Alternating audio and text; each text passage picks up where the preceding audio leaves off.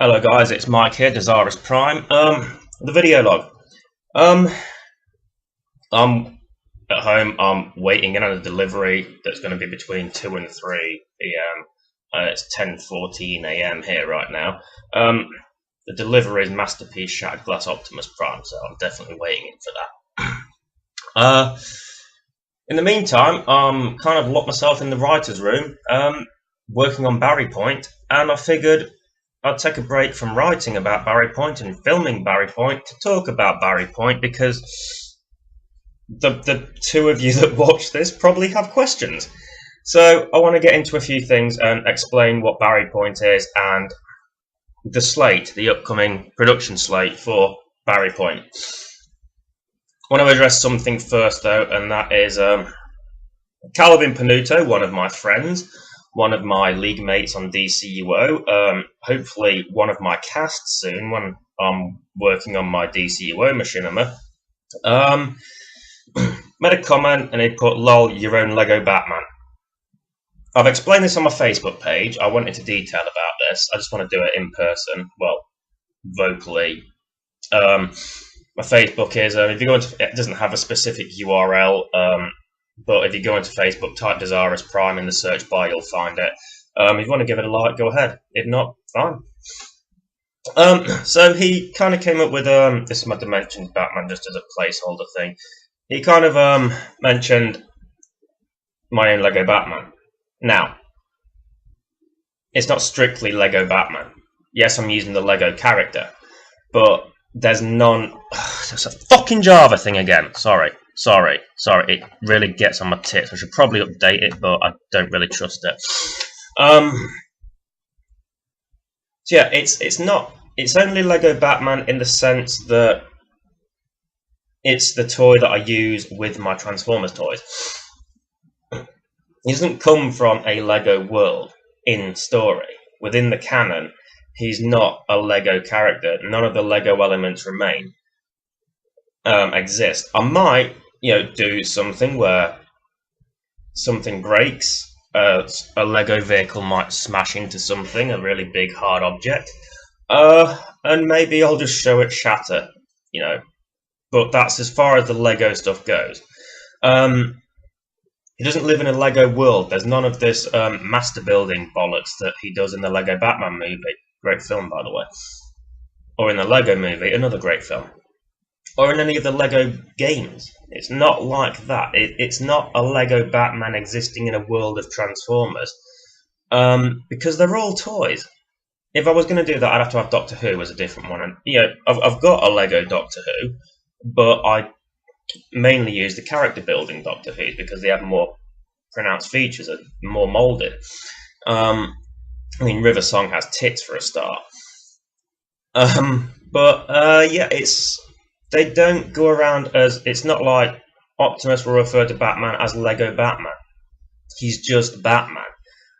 Funnily enough, originally, when I was planning on using Lego Batman, he was going to be Lego Batman, but I dropped that idea pretty quickly. It's not a Lego Batman movie. It's a Batman thing done using Lego Batman. And the main reason is scale. Now, scale, it's kind of it's not perfect. It's the same reason I use the microaggression wrestlers. I've got RVD at hand there, actually. Human size, roughly. Batman's a bit shorter than RVD, but more stockier. And again, it comes into the thing. RVD looks probably more human than Batman does, but then that's never going to be brought up because, to me, they're both human. It's both Batman and RVD. That's the way it is. But the scale thing kind of comes in with, let's see if I've got an example. Let's see. We'll use Titans Return Megatron for this. To use an ordinary Batman figure, which I don't have because I don't collect them, or to use an ordinary sized wrestler, which I don't have because I gave them all to Bradley, they would probably be about the same size as the Titans Megatron. Or a deluxe Transformer or something around that size. The scale doesn't work there. Now, the scale between Lego Batman and Megatron there isn't perfect. it's kind of, it's still a bit skewed.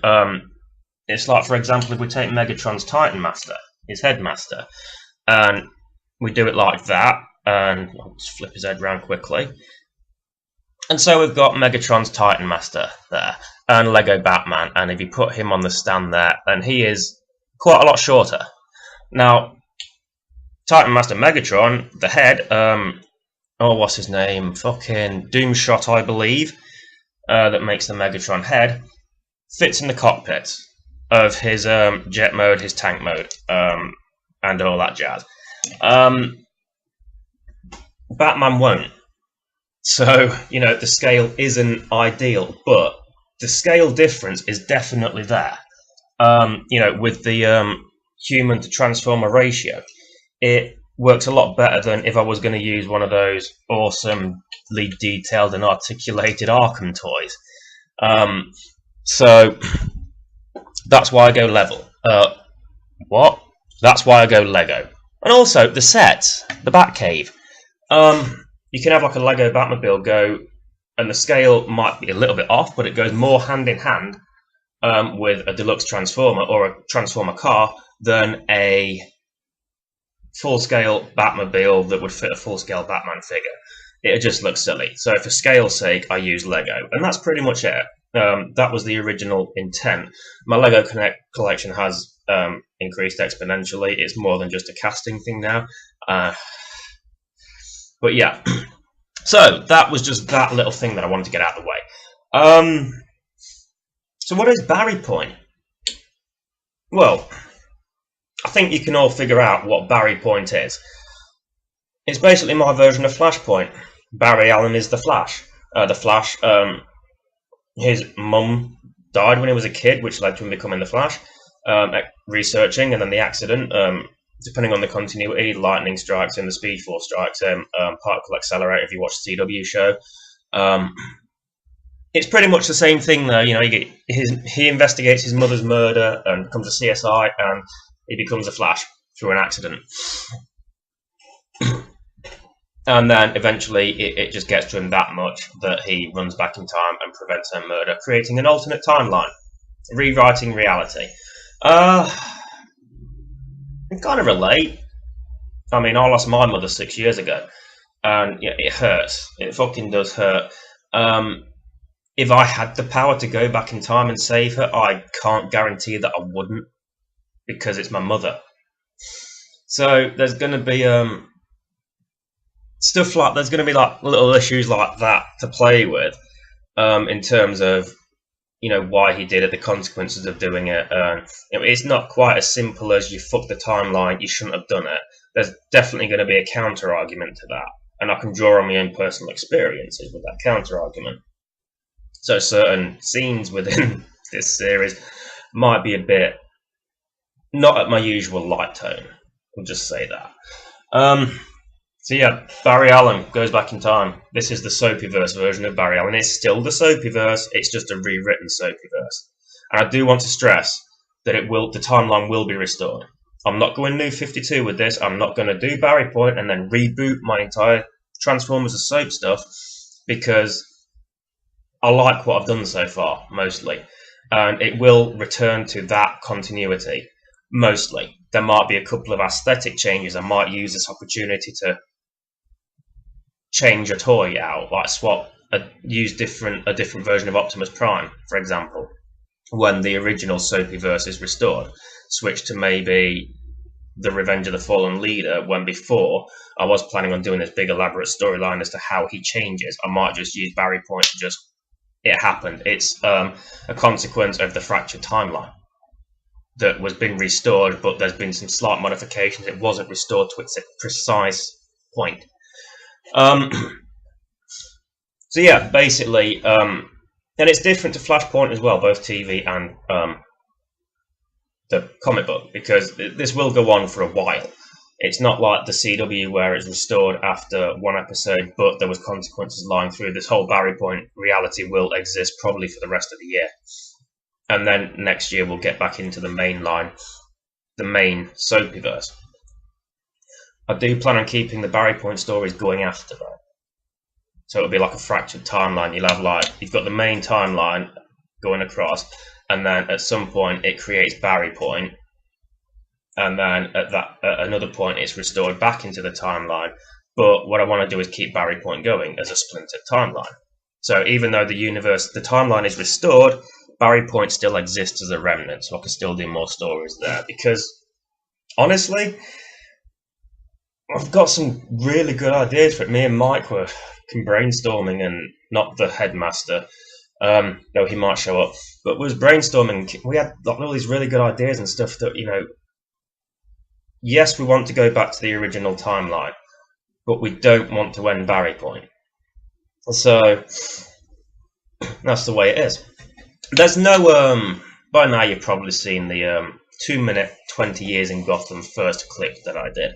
There's no Atlantean Amazon war. There's none of this fucking the world is destroyed because Aquaman's a slag and Wonder Woman's a slag and they fucked each other and Mira had every right to be fucking pissed, yet she was murdered. I really fucking hated that with a passion. Fucking the whole adultery thing, and then, you know, the angry wife who was justified in her anger gets fucking slain by the slag that shagged her husband. Didn't like it. So there's none of that. There's none of that at all. We started off with Fanny Man, which is what Alfred's renamed Batman in this timeline. Because Alfred's in this a bit of a dick. I can play Batman completely straight, but he needs to maintain my humour levels and my usual levity when it comes to writing. Even my darker stuff has humour, and you need a humorous character, or a character with a sense of humour to inject that. So Alfred is that character in this position. The first clip was like completely like my version of Mask of the Phantasm. Originally, the whole Andrea left, there's nothing to hold me back anymore. That's pretty much, I mean, you watch Mask of the Phantasm and she leaves him. He gives up the idea of being Batman. She leaves him, and then he becomes Batman. But that scene is just, there's no talking. He just is suiting up, putting the gloves on, hand out. Alfred passes him the cowl. He puts the cowl on, turns around. Alfred's like, oh my god! And then Batman just skulks off and starts Batmaning, basically. I wanted to, you know, at least verbalize that and, you know, have Bruce explain it. And I wasn't too happy with the accent that I did for Bruce Wayne, so that's going to be modified a little bit. I think it was too southern, too much of a southern drawl, but I think most of the Bruce voice was fine. It was just that last little, the accent thing was a bit off in places. But yeah, I wanted it to be like play it like completely straight, like Mask of the Phantasm, but just have like a little bit of exposition with him talking, and then all of a sudden Bruce, Alfred is I based that's Gotham Alfred.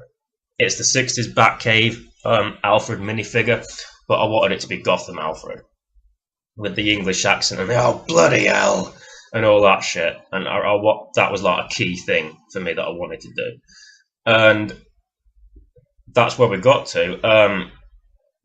And yes, going forward, he will be known in Barrypoint as Fanny Man. When the timeline is restored, he'll go back to being Batman, but Fanny Man will exist within Barrypoint, and he is not called Fanny Man because of that, or if you're American, he is not called Fanny Man because of that. It's because his cape looks like a fan. It's all fanny, innit? That's basically it.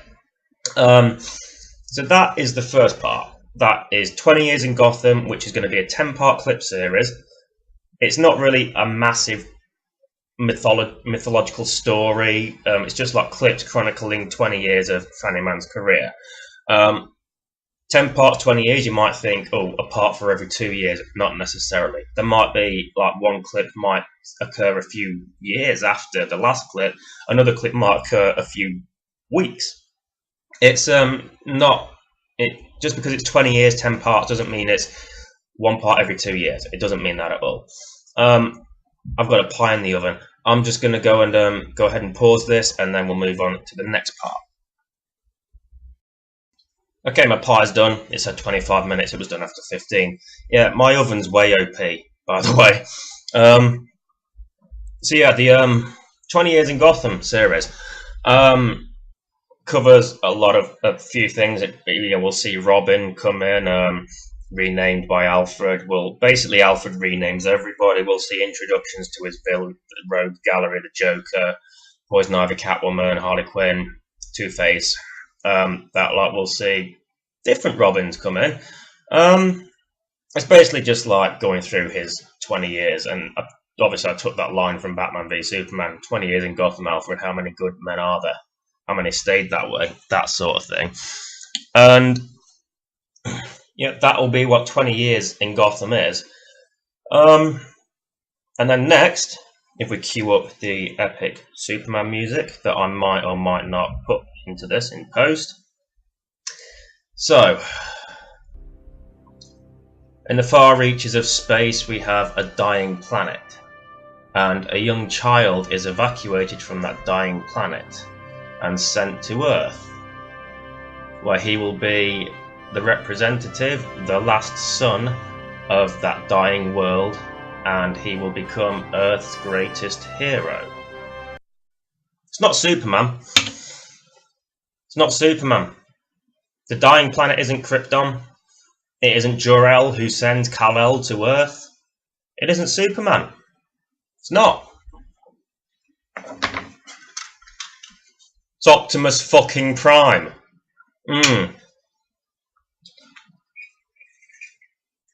Yeah, I can't get a decent angle. The dying planet is Cybertron. The one who sends baby Orion Pax to Earth is Alpha Trion. Where Alpha Trion will be where Orion Pax, little Orion Pax, will be raised by Jonathan and Martha Kent, and he will eventually become Optimus Prime, Man of Steel. Now, I do want to stress that, yes, in this movie, Optimus Prime it kind of borrows elements from the Snyder films and the Donner films. But I do want to stress that he will fight Cybertronian enemies at the end of it. It will be like, there will be Decepticons that take on the Zod role sort of thing, and his lackeys. But that's the only Cybertronian swap out that I've done. Lois Lane is still Lois Lane. I'm not using RC or Windblade or anyone to be the Transformers version of Lois Lane. She'll still be Lois Lane. It exists within the same timeline as Fanny Man, so it's not like I've got a Transformer equivalent of Batman. I'd have probably used Ironhide for that, the movie Ironhide. It's got a bit of a Batman look, hasn't he? If you look at the silhouette. But I'm not doing that. It's basically the Justice League and the DC Universe, but the only swap out is fucking Superman for Optimus Prime. Flash is still the Flash, Green Arrow is still Green Arrow, Wonder Woman still Wonder Woman. Maybe probably renamed by Alfred, most likely. So yeah, that's the only difference is that it's Optimus Prime instead of Superman. Like people like Lex Luthor and everyone else will still be the same people. And I've been wanting to do this for a long time, and I had this idea in mind before I came up with Barrypoint. And I always want to do a what-if story. What if the last son of a dying planet wasn't the last son of Krypton, but Cybertron instead? What if a different race of a dying planet sent their last son? So Barrypoint gave me the opportunity to tell that story, because it's an alternate timeline. It doesn't have to exist within the main soapyverse. And it also kind of keeps it interconnected in a way. So instead of just being completely separate, I'm a very interconnecting kind of person. My son does the same. He crosses franchises probably more than me. remember I was reviewing a Transformer. I can't remember if I uploaded it or anything, but Bradley was playing in the hallway with Arkham Asylum and that, my Lego Arkham. And he's like, comes in, he's like, Dad, all the prisoners are broke out of Arkham Asylum. And I was like, well, you best call Batman. He's like, no, Spider-Man. Mega Block Spider-Man. So he clearly gets that from me. But yeah, that is Optimus Prime Man of Steel, which will come after the 20 Years in Gotham miniseries has played its course. And then after that, what do you think is going to come? What's the next logical progression after we've had 20 Years in Gotham and then Optimus Prime Man of Steel?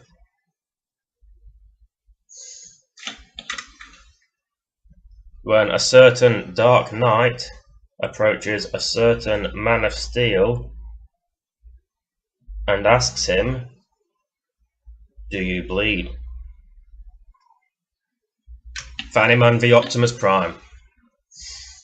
And for a start, it is going to be there will be more Optimus Prime than there was Superman in BVS. It's not going to be as dark. It's going to be quite silly, really. It won't be as vague either, but I'm not going to go into too much spoilers here. But yeah, we have 20 Years in Gotham, Optimus Prime Man of Steel, and then Fanny Man v Optimus Prime. Few neat little twists on the way. It's not going to be beat for beat, anything, really. And then, while that's all going down, I think after that we are going to go into a bit of an investigation as to why this timeline's altered. And who better to investigate an altered timeline than a Time Lord? Yes, there will be Doctor Who the Magnus years in Barrypoint. And unlike everybody else, there will be 3 people aware of this altered timeline. One will be the Doctor, the other will be Ultra Magnus, because he spends a lot of time with the Doctor and the TARDIS and all that kind of timey-wimey mumbo-jumbo. And the Flash, obviously. The Flash will live within this world knowing what he's done and how he's changed things. And, it's going to be like, none of it really looks that bad. None of it's really that different. Yes, Batman and his entire Rose Gallery has been renamed by his fucking butler. Optimus Prime is essentially Superman. He won't be called Superman. Essentially Superman instead of Kal-El. I mean, Optimus Prime is even raised by the Kents. He's even named Clark Kent. So, on the surface, it doesn't really look that bad, but then something's going to happen that is going to cause the Doctor to intervene, and he will confront the Flash, and they will investigate, and they will figure out they're going to have to try and restore the debate whether to keep this timeline running or whether to restore it. But before they go through the whole restoration process, there's another little story that I wanted to do. And it is basically my take on Combiner Wars. And it's a very different take to the comics or that cartoon series that I never bothered watching because everyone said it was shit. Mine is going to be... It's kind of got 2 working titles. I haven't settled on one yet, so let me know which one you prefer. I've got either Gang Wars, which kind of fits into the Combiner Wars, Earth Wars kind of thing, or I've got Saints Row Iacon.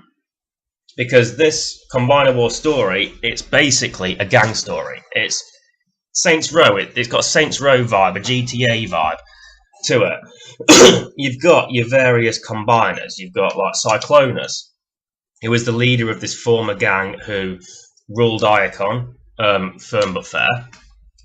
Pretty much like how I ruled Stillwater and Steelport in Saints Row. But then you've got all the other gangs, and there's a rebellion, and he's deposed, and all these other gangs take over, and you've got the Superions, the Brutici, the Defensors, the Menacors, the Devastators.